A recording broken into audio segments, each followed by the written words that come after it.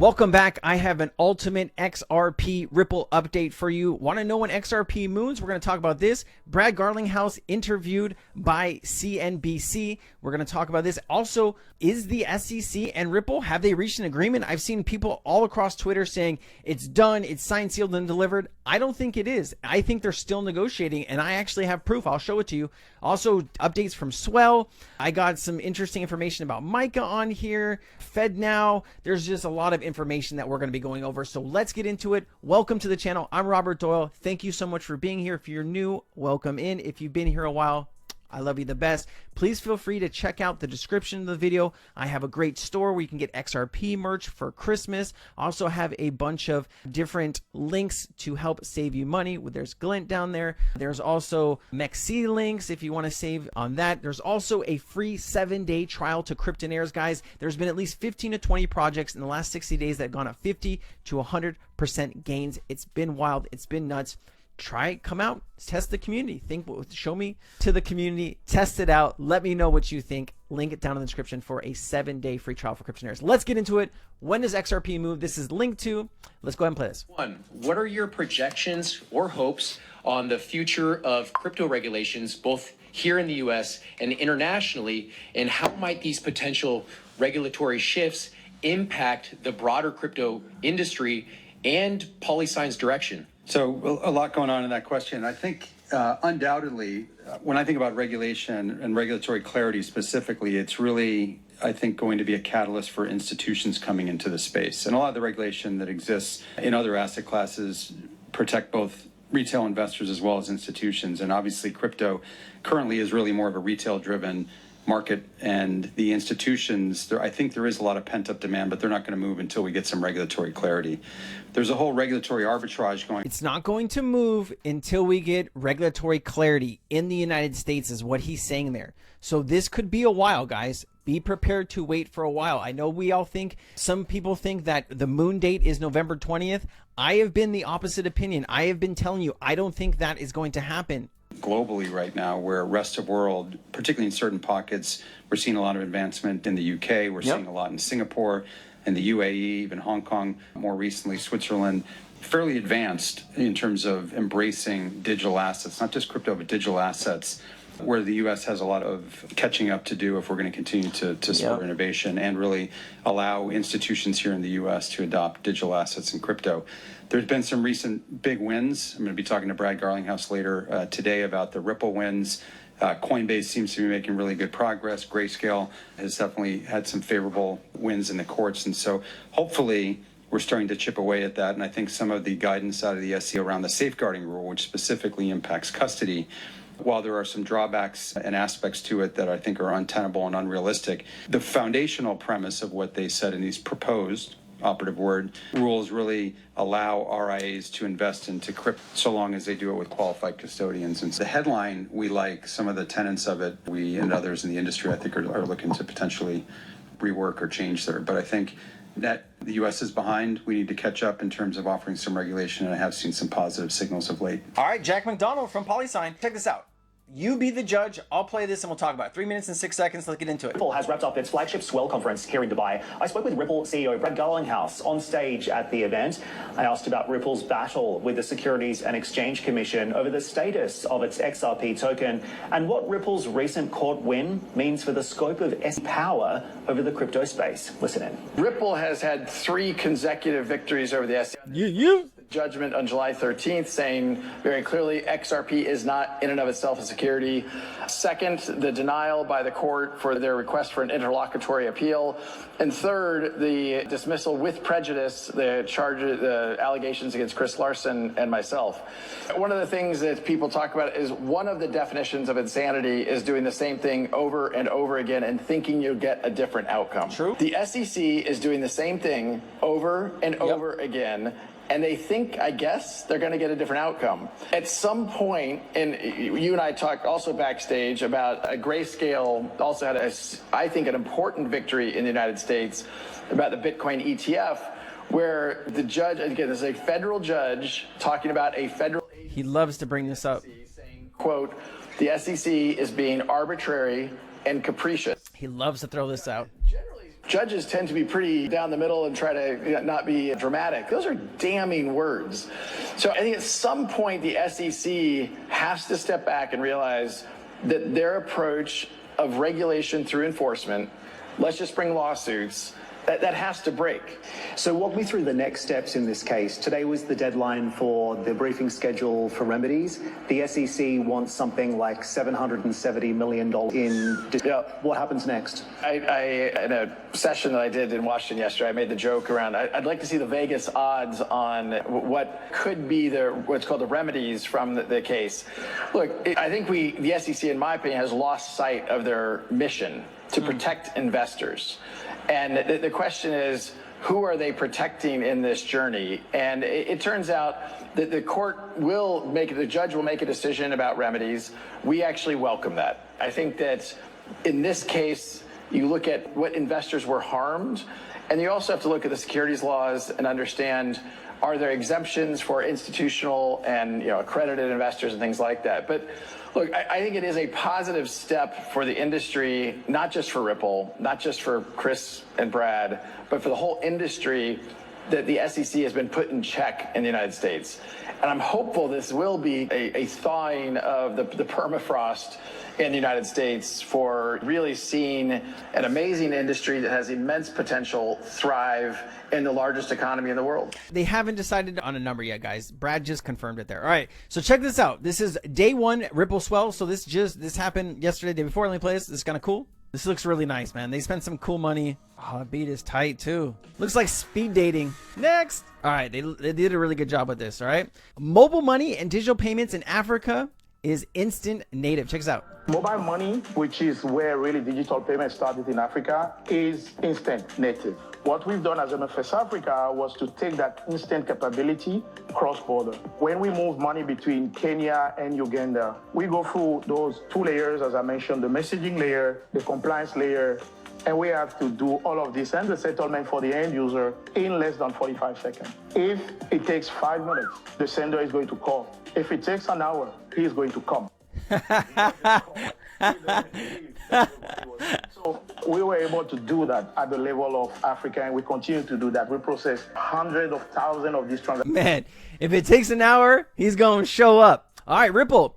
It would be irresponsible for the bank not to learn these technologies and adapt to stay relevant. Check this out. We know for a fact Dubai is embracing these new technologies. They are creating an environment that's conducive to innovation. It would be irresponsible for the bank not to learn these technologies and adapt to stay relevant. Now hearing from the regulators here in Dubai, it also sets an example. So this is very inspiring to the regulators from the Philippines. Will definitely inspire our own regulators to do the same thing. All right. I like it. Let's keep it going. 801XRP put this out. It says, basically, this is a meeting for the IOSCO. The IOSCO is the International Organization of Securities Commissions. It basically represents 90% of the global securities market. Okay. So let me play this for you. It doesn't have any kind of, there's no one like speaking on it. So board held a meeting at the organization's headquarters in Madrid under the chairmanship of Jean-Paul Sarvas.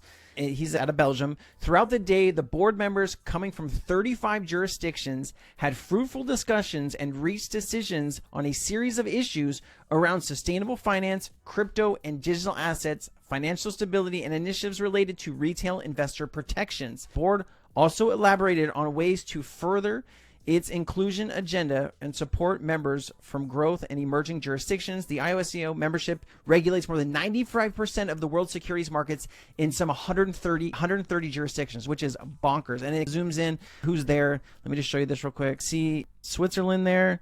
You see the United Kingdom, the United States of America, CFTC right there. A lot of this is coming together, guys. This is really great news. This is what we want to see. We want to see regulators working behind the scenes globally because you need a global regulation standard. Markets and crypto assets regulation. If you take a look here, December of 2024, entry into application titles 1, 2, 5, 6, and 7, right? So in June 2024, entry into application title 3 and 4. So this is when MiCA is supposed to go into full effect, end of next year. This is a longer video on understanding FedNow. I'm going to link this down in the description for you since it is 20 minutes. I will give you a slight taste of it just so you can see what they're talking about here. And then I'll let you take a look at this yourself. I might make a whole video just on this because it's pretty cool. For the customers, any time of the day, any day of the week, or any day of the year. So that's our goal with FedNow. And what I want to do today is to make sure that when you walk away out of this room, you have at least a primer of FedNow, understand how this system is different, what are some of the key characteristics, how it will support innovation from many of you here in this room and many others across the US. Also, I want to talk about, I'm sure you're curious, we went live in July. So I want to talk about the adoption that we're seeing to date and the type of, first off, So availability. Second. So FedNow is not a CBDC. FedNow is not here to replace cash. FedNow is different than other faster payment systems in the sense that Fed works with the bank accounts. So users of FedNow or other faster payment systems, they have to keep their funds in their accounts outside of the banking system. And then as they transfer money to pay a bill or All right, so I'll include this down in the description. If you want to learn all about FedNow, please take a look at this. Ripple partner Volante, evolve before it's game over. I love this. Check this out. What do video games and payments have in common? You're not still playing the same primitive 2D games you played as a kid, are you? Miss Mario Kart. Love Mario Kart. 007. Remember that? 64. After all, everything evolves. Nature, society, I was so good at that game. tech. Since the beginning of time, they've all faced the same challenge: evolution or extinction. When transportation shifted from horseless carriages to the combustion engine, there were over 250 automakers. Now, as the industry moves toward electric and autonomous vehicles, only a few remain. The ones that leveled up and evolved. 25 years ago, a video rental company boasted of having a store within a 10-minute drive of every major neighborhood in the U.S. Today, Blockbuster. Remember that? you streamed online without having to get up from the couch. And where is that video rental company today? Extinct. If it's true and easy, why would the world of payments be in I love this part. This is so cool. Less than 15 years ago, there were about 11,000 chartered banking institutions in the U.S. So what happened? Many of those banks weren't able to meet the demands of today. Adapt or die. And now, there are only 4,000. Yep. That brings us to today. Payments technology is rapidly shifting. With the launch of FedNow in July, businesses and consumers will have more choice, more convenience, and more control, while banks have an opportunity to use ISO 20022 data to provide cutting-edge services. And just like that, we're at the next evolutionary inflection point, Let's go. where you'll either get ahead or get left behind. Getting ahead means offering real-time payment services to your customers, creating personalized experiences for them, and taking away friction for all types of transactions like payroll on demand, immediate local supplier payments, personal loan disbursements, and customer billing and dispute resolution, and helping you get ahead and stay ahead is what Volante does best. All right. I don't need to get into too much more deep into the woods on that. Central banks are upgrading or acquiring new systems to modernize their technology and their infrastructures. This is, let me just zoom in here. Quarter 1, 2023, ISO has officially been implemented in the global messaging standard. Now better reflects digital solutions for cross-border payments and remittances. Q1 2023, the UAE will soon launch their own instant payment platform. Quarter 2, Japan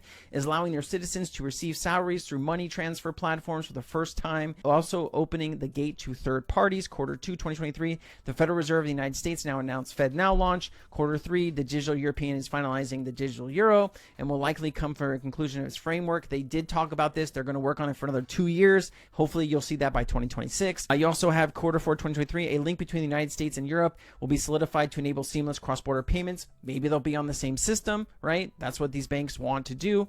Here's another kind of survey. Nevertheless, many central banks are upgrading or acquiring new systems. Some central banks have recognized the need for transformation and have begun initiatives to modernize their technology infrastructures. 61% of respondents indicated that they were in process or system renewal or upgrade either ST system or portfolio risk management system, both implementing ISO, right? So ISO does play an important role. I just think it's going to be a much slower rollout than we all hope hope. All right, and then here some overview, change request update for digital asset usage. So here you go. This is HSBC, BNP Paribas, and BYM. So it's a little blurry. Do apologize. There is growing interest in reusing Category 5 messages and associated ISO 20022 messages for servicing of digital assets, which is a security type of growing importance. This approach requires least adaptation to the back offices. There is interest among most custodians outside the working group as well. And while the early days for digital assets, the expectation is that the instrument type that will only grow from its importance. For example, Way is a quintillionth of Ether, 18 TP, combined with the interledger part before the decimal step. This cannot be reflected in a unit quality in ISO 20022. That's why I don't think Ether can ever be used. And you also have Ripple's annual CBDC initiative competition saw another great year of success. This year's grand prize winners driving CBDC innovation and adoption through financial and sustainability. In first place, we have Exto Labs, a disruptive, innovative digital payment system that enables universal financial access for consumers and merchants through low-cost Bluetooth biometric smart card wearable hardware wallets and mobile-based software wallets. Check this out. Congratulations to Exto Labs for winning that paper from Ripple. You gotta love all of the builders in the space. If you want to support the channel, you can become a Cryptonairz member. You can become a supporter here on YouTube